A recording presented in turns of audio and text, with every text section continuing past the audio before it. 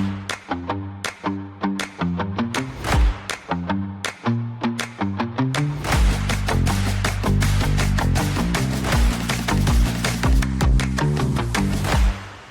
everyone, I'm Sophie Milburn, editor of the MSP Channel Insights portfolio, and today I'm joined by Jack from Inforcer. So to start, could you tell us a little bit about your background and what led you to join Inforcer? Yeah, not a problem at all. Good to be here, Sophie, and good to be speaking with you as always. So background, like I've been working in the MSP space for it's coming up on a decade now, not too far off it. Doing a couple of different jobs, sort of new business originally, then in sort of some strategic account management, and then sort of last few years before that were very much focused on sort of MSP enablement and this community side of things and the partnership side of things. I think that's where it sort of lined up really nicely with Inforcer, and I know quite a lot of the guys over here. I'm speaking to them for quite a while, but a couple of different things and helping out here and there where I can. And it just seemed, yeah, that they were at sort of that stage where they were looking to really build out a sort of global partner program for the MSPs that they're working with and really focus on that sort of, I guess, community side of things, as well as having some great tech. And so my background, like working global partner programs, managing MDF programs, being out in the community, doing a lot of sort of go-to-market stuff for MSPs and being involved in peer groups through my last roles, all kind of lined up really nicely to be able to come in and join the team at Inforcer and really, hop on this rocket ship and help them build something special. Thank you. That's a great overview to start with. And I can imagine since starting in the industry in general, you've seen a lot of things changing. So what are the kind of maybe the biggest shifts that you're currently seeing affecting MSPs and how are they kind of influencing how partners are positioning themselves in the market today? Yeah, you're spot on. There's the MSP space is a really cool space to be in because it doesn't really stay the same for too long. So always keeps you on your toes. I think, if we look, I guess, historically, some of the big shifts were that sort of break fix to MSP style model. Then you had like sort of the cybersecurity stuff coming in, a lot of cloud focused stuff. I think we're kind of now, I guess, a bit of a combination of all of that where all these amazing bits come into play, but now it's almost the compliance side of that, of like how do we manage all of that effectively, combining that with also the buzzword at the minute, but it's out there, obviously AI and how that's going to play into it. So I think for me and looking at that sort of next evolution for MSPs, very similar to how it was sort of 6-7 years ago, those MSPs that got ahead of the cybersecurity wave, those MSPs that can kind of get ahead of the AI and compliance wave now are going to put themselves in a really good place for the future. And I think it's a difficult thing to do, to be honest. Like there's a lot of sort of, I guess, buzzwords and a lot of stuff being spoken about and shouted about out there. But in terms of actually working out how to kind of take that bull by the horns, tricky at the minute. And so I think that's one of the big things for MSPs to really look to conquer. Yeah, and with that kind of automation and AI, like you said, it can be a bit of a buzzword. What does that actually kind of look like, I guess, in practice? And where should partners kind of focus first to actually see meaningful impact with that rather than kind of just throwing it around a little bit, do you think? Yeah, look, I think for MSPs in particular, there's two key ways in which they can look at AI. One, look at it internally for their own organization. Okay, how are they using it? How are they leveraging it? Where can it make their lives slightly easier? I think once they have a grasp on that, then it's much easier to go look and do the exact same thing for your clients and understand where your clients are using it, how your clients are using it. I think there's a couple of like key caveats that probably come into play with that.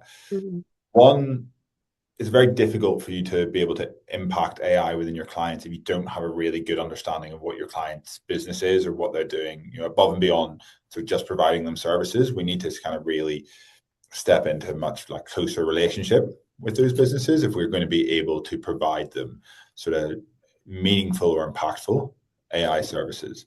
Second point of that as well, and it kind of overlaps with that, is AI is kind of the really fun bit of it, I guess. But with any sort of, I guess, fun bit, there's the sort of the boring sort of security compliance level that needs to be put in place first before we can kind of go. It's effectively, think about the security briefing before you go run onto the playground and start playing with all the toys. Like, it's not being overlooked, I don't think, by any stretch, but I think that's the bit that is maybe catching people out or saying people out. It's like, what does that actual security baseline, compliance, data management, all that element look like for your clients, and how can we put that into play to then make MSPs really comfortable delivering AI services or working with their clients on that AI services? Because a lot of the MSPs that I talk to, they're getting their clients coming to them almost, cash in hand, ready, saying, "Hey, look, what can we do with AI?"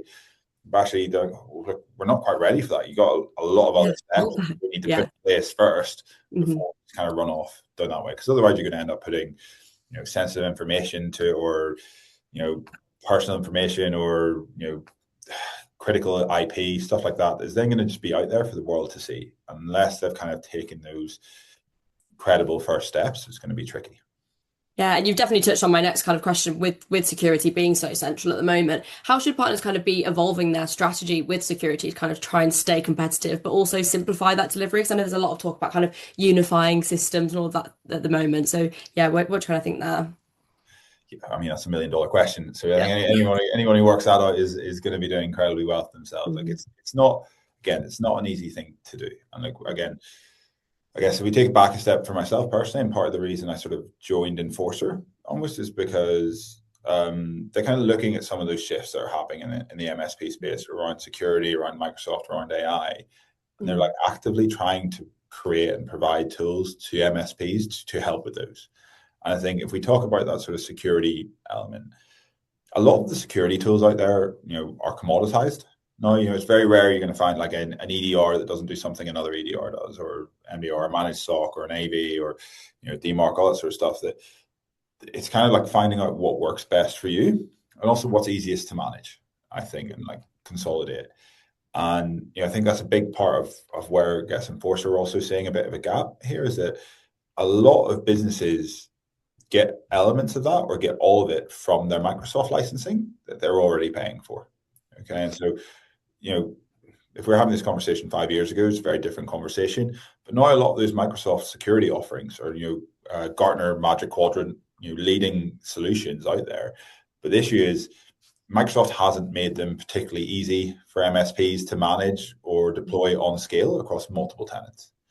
And that's kind of where, I guess one step for Enforcer, there's a bunch of other ways in which they can help for MSPs. But if we're talking about that sort of security element, one thing that, really got me sort of excited about Enforcer was they're giving MSPs another way that they can start to consolidate their stack a little bit, align with stuff that their clients are already paying for, but just make it easier to manage and deploy en masse. And all of a sudden, you've got, MSPs that can really start to sort of shrink down their stack again whilst building in, again, really strong strength and depth for their clients in that security area.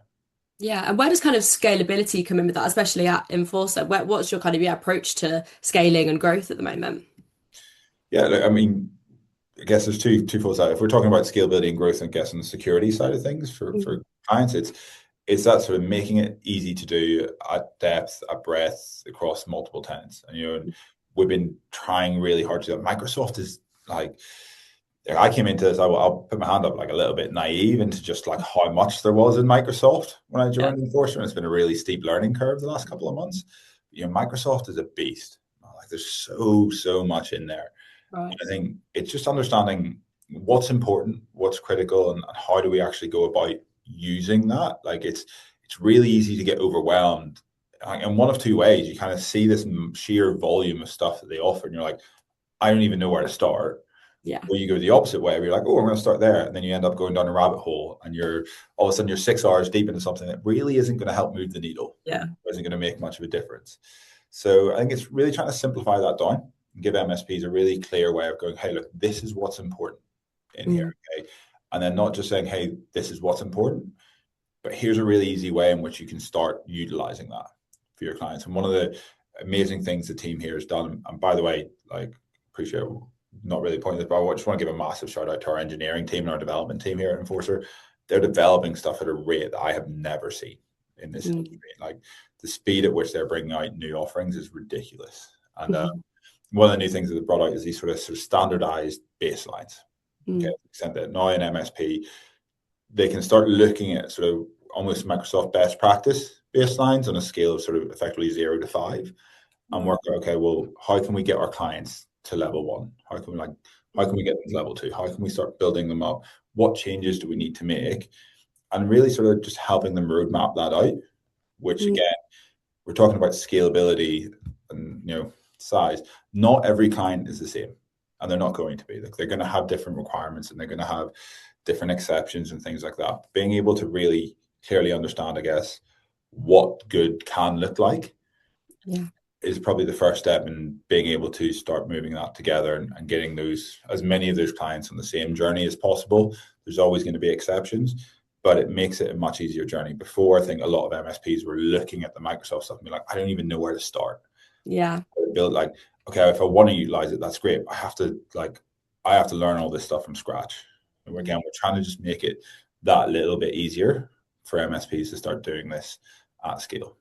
Yeah, and like you said, it'd be so much easier if it was one size fits all, where everyone's needs are so different that I can imagine it's almost impossible to figure out where to kind of start. Yeah, it's never ever going to be one size fits all. As much as we would all love it to be. I mean, look, I'm 6'5". I would love to have one size fits all stuff fit me, but I don't think anything that's one size fits all fits me. Um, so yeah, like there's always going to be exceptions to the rule. So I think the key thing is like, can we make it as easy as possible or as close to one size fits all as possible, but whilst really making it simple or easy to allow for those exceptions. So how can MSPs better leverage the kind of Microsoft ecosystem to drive more predictable and scalable revenue rather than relying on that traditional support model? Again, it's a tricky one because I don't think you need to like change the traditional support model. I think it's just looking at ways in which you can leverage things around it. Like the Microsoft ecosystem has historically and is very well known for not being particularly usually user friendly or particularly friendly, particularly when you're looking at like a multi-tenanted environment. It's just not really what it's built for, designed for. But at the end of the day, it is something Microsoft licensing is something that the vast majority of MSPs end users are paying for in some way, shape, or form, and particularly when they're sort of on the business premium and above licenses. There's so much security and offering built into that from Microsoft.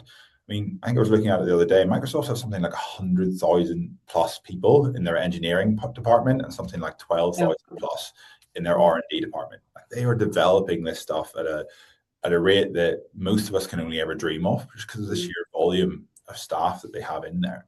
And so being able to start looking at how we can leverage that is really important. Again, part of what sort of drew me to Inforcer is this idea that they're not just looking at how MSPs can leverage Microsoft, they're looking at the future. How can they leverage the AI elements of Microsoft with, shadow AI and Copilot managers and things like that, as well as how can they, what's next for MSPs? I think we even just take the Microsoft bit for a second, that sort of focus on, can we make that easier? Can we save you time? Can we save you effort? That's the first step, right? How can we make managing Microsoft easier on scale? Because MSPs have to do it, whether they like it or not, they have to do it. So giving them that next step is then helping MSPs understand what else is available through that Microsoft suite. What else can they start bringing to their clients? Potentially, how can they consolidate some of their offerings? Is there some stuff they can get away with, like stop using just by using the Microsoft suite more effectively? And then I guess the third step is helping them look at additional service offerings that they can build into that. Straight off the bat, like 5 or 6 offerings that are available from just the Inforcer core product, things like config backup. You've then got like tenant hardening you can offer as a service. You've then got secure score management as a service. You've got coming very shortly, you've got the Copilot manager element and the shadow AI element. There's so many different services now that once you start to get to grips with that Microsoft stuff, once you get it out there, once you have a better understanding of it, you're not only now saving time and money, but you can now make additional money by building these services on top of it. And I think something that we're talking about how the MSP environment is changing and how it's all evolving. You've got this idea of cloud first, and everything is kind of moving in that way quite heavily. And one of the founders here is very much coined the term like the tenant is the new server. Okay, every sort of, you think again 10 years ago when we were moving this sort of break fix to MSP model, it was all about trying to get RMM out there, like remote monitoring management tools out there on the servers, on the endpoints, getting that clear picture of what's happening, and then you can build on top of it. Very, very similar thing happening now, with the Microsoft environments. If you can get tools like Inforcer out there, get them onto the tenants, understand what's happening, it makes it so much easier to build additional service offerings on top of that. I think the MSPs that can start to do that are going to be those MSPs that really manage the Microsoft ecosystem really well and can build on top of it really well. Amazing. And looking at kind of partner programs as well, what does a modern partner program for MSPs need to deliver in today's market? And how is Inforcer's kind of approach designed to support that shift? Yeah, well, again, one of Enforcer's approaches to supporting that shift is, I guess, bringing me in as a first step. Yeah. So, part of my job here, and since joining sort of 2 months ago, is to really help build out that partner program element. And I think for me, the partner programs are a really fascinating thing. There's so many different variations of them out there in the channel, but ultimately, a lot of them kind of boil down to like rebates or discounts. Okay, and that's great, and that is super helpful, but again, when we're talking about a lot of this tech kind of somewhat becoming commoditized, it's like, what else can we do on top of that? And for me, I think a partner program is that sort of that additional stuff. It's the additional support, the additional help with things MSPs are genuinely struggling with. I think something we've been really cognizant of since coming into Enforcer is trying to speak to the MSP community, understand where they're seeing gaps, where are they struggling, and then how can we build that into a partner program. Now we're quite a bit the way down the road with building out our partner program, not quite ready to unveil it just yet, but we're definitely not far off now. And big focus for that of us for that has been, what can we build in that's added value to MSPs? It isn't just about discounts, it isn't just about rebates. Like, where are they struggling? What are they struggling with? And I guess one of the other questions has been around that sort of Microsoft ecosystem, navigating that Microsoft ecosystem, their certs, their solutions designations, their rebate programs, their training, like understanding Microsoft. And for me, I think that's been quite a big focus. Some stuff I've tried to build into our partner program. How can we look to help MSPs with what is quite a complicated and messy thing most of the time, and make their lives easier? Ultimately, as a vendor, you have one job, and that is to make an MSP's life easier. And if we can do that not only with tech, but with a really sort of forward-facing partner program that's designed to make their lives easier, then I think we're heading in the right direction. So if you were kind of advising MSP leaders today, what would you say are maybe the most important changes that they should be making now to kind of remain competitive over the next few years? I know it's nearly impossible to kind of picture what's going to happen in a few years, but yeah, what would your main advice be there?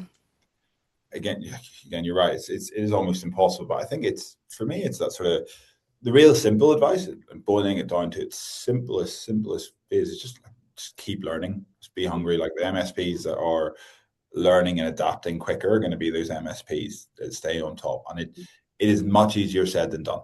And when you're an MSP and you're managing, whether it's 20 businesses or 200 or 2,000 businesses, there's a lot on your plate and there's a lot of responsibility on your plate, and it can get really difficult.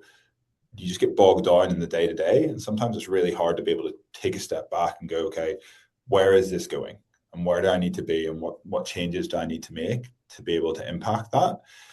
But that's just really the number one thing. There's MSPs that can take a step back and look at their business, and whilst it is definitely the word of the moment, it's not going anywhere. Like, AI is a key element of that, and being able to understand it. Again, a really easy starting point for a lot of MSPs on that is Copilot and Microsoft, because it is AI that a lot of your clients are going to have immediate access to. It's probably one of the easiest ones to start locking down to their system, because if they're already using Microsoft, you can start putting out controls in place, making it very easy to lock their system down. So it makes it much easier for them to start getting involved in things like Copilot, using it, and then understanding what other AIs they might be using, things like that. And again, a real easy starting point for a lot of MSPs around that, for both their own organization or their clients, is just looking at an acceptable use of AI policy. Right? Is understanding, okay, how do you want your own staff using AI? Have you really documented what AI tools you're happy with your staff using, how they're using them, when they're using them, what they shouldn't be putting into them? Again, if you can do that internally, it makes that really easy to be an offering that MSPs can start bringing out to their clients and start saying, hey, have you guys looked at an acceptable use of AI policy? What do we want to look at? And then the next step from that is then, shadow AI monitoring. Are you able to actually not just put a policy in place, but actually monitor against it and say, oh, well, that's great, but Sophie, we talked last month and we said you shouldn't be using ChatGPT on your work account, and all of a sudden I can see you're still accessing ChatGPT. So what do we need to do? What do we need to change? What do we need to give you access to in Copilot, or what training do we need to do to help you make sure that we're not sort of sharing any sensitive data outside of the organization. So the MSPs that can just start taking those steps. We're not saying you have to go and create, agentic agents and bots and all that sort of stuff for your clients right away, but just start taking those baby steps. And again, that's going to make it really, really easy to start to build up as stuff changes over the next 6, 12, 18 months. Those MSPs that can get out there and start having those conversations now, start taking those baby steps, going to find it so much easier to build on top of as and when their clients are ready to do so, or they are. Yeah, and making sure that everyone in the company is on the same page as well, I feel, rather than kind of, if you're entry level, having a completely different rule set than C-suite people. I think that, yeah, having that homogenous thing is really important as well. Absolutely. And also we've got to bear in mind that like workforces are changing. Mm. Like you got the variant, like, if you're looking at an average workforce where you've got guys coming in at sort of, apprentices or people sort of 16 to 18 years of age, right the way up to, people in their sort of 60s or 70s, Yeah. their understanding and their use of technology is massively different. Like Yeah. 16, 18-year-olds have almost grown up with AI. No, they've grown up with using tools in a very, very different way. And again, we need to understand that people are going to want to move at different speeds on this. That's fine. But we really got to have those foundations in place to be able to do it. If we start running before we can walk, and that's where organizations get into trouble. They have data leaking left, right, and center. You've got this old idea of the sort of shadow IT, where people were using stuff that wasn't necessarily approved by IT. They're saving stuff in Dropbox because they prefer it over OneDrive or Google Drive and stuff like that. And all of a sudden, there's sensitivity or GDPR compliance issues there. You Yeah. start having the exact same thing with AI, and that's where the sort of shadow AI piece is really interesting and really critical. And it's that sort of, in my opinion, it's that first step for a lot of MSPs to be able to manage AI for their clients. If we understand how their clients are using AI and where they're using it, it makes it an awful lot easier to start taking steps to put an acceptable use of AI policy in place, monitor against it, remediate against it, move it, change it, evolve as our times evolve. Yeah. I feel like I could sit here and talk about this all day, but I won't take up any more of your time. So thank you so much for being here. No worries. Thanks for having me. It's always great.